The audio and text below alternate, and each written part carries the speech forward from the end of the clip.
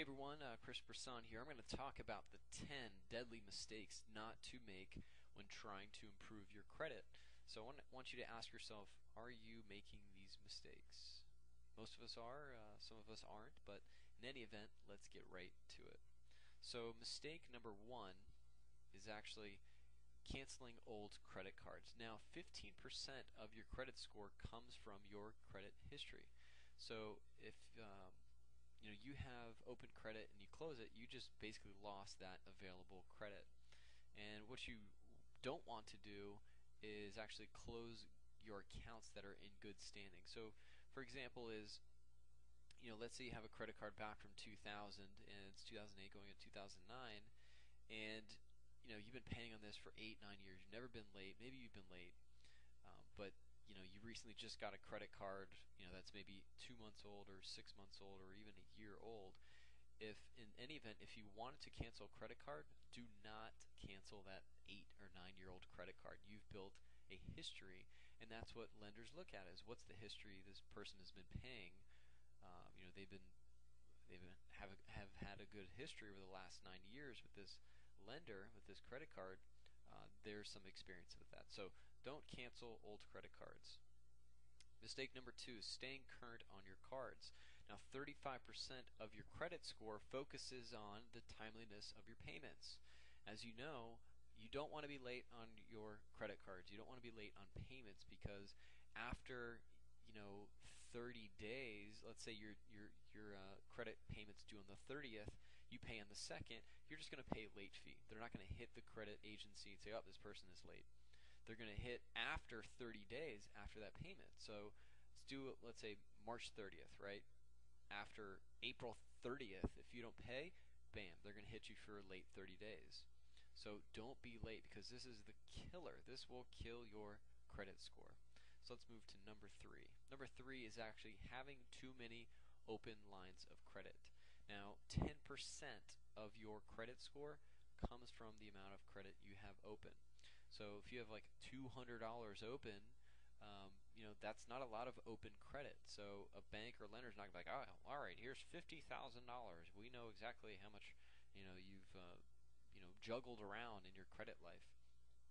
And this goes into inquiries. The more credit you're going out and inquiring about, like let's say you get a department store credit card, you get a gas card, you get a American Express, you get a Delta card, all within like a month.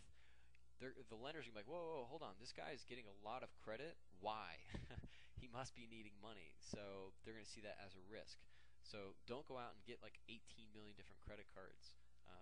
Do it very sparingly. So number four is actually maxing out your credit cards.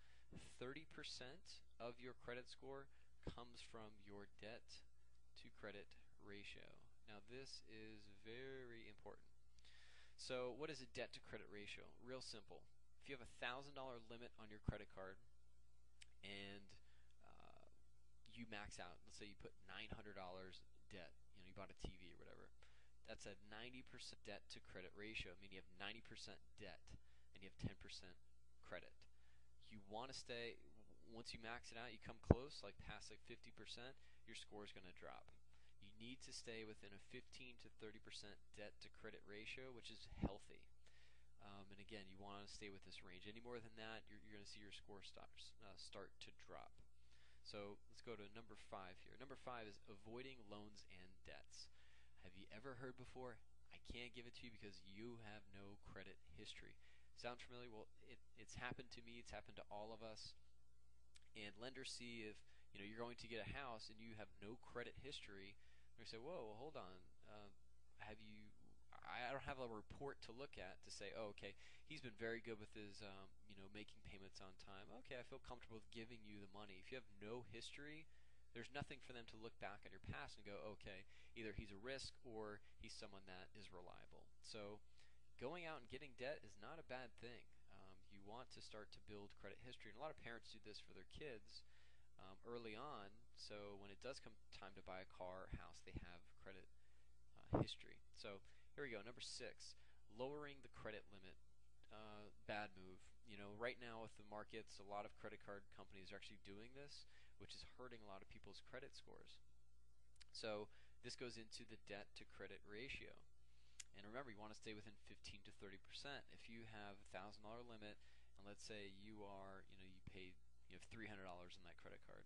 Now, if you lower it to, oh, you know what, I don't want that because if I have that, then, then I'll spend it. So let me drop it down to 500. That's not a good thing because what did that do to your debt to credit ratio? Well, now you're at 80%. So they're going to look at that and go, whoa, this guy's 80% debt to credit ratio. Let's drop his score. So lowering your credit limit is a bad thing. Actually, increasing it is a good thing. So let's go to number 7 here. Actually, never checking your credit report. Bad move. 75% of people's credit have errors on it. It happened to me. I have had errors on my credit report. I'm like, what? What is this? Go check your credit report. What I recommend is go to TransUnion, sign up for their 30-day trial thing, and check your credit. You want to check your credit scores as well because that's a way to gauge, what your score is. So here we go. This is a huge mistake a lot of people make. This is declaring bankruptcy. Man, people don't understand the ramifications of declaring bankruptcy.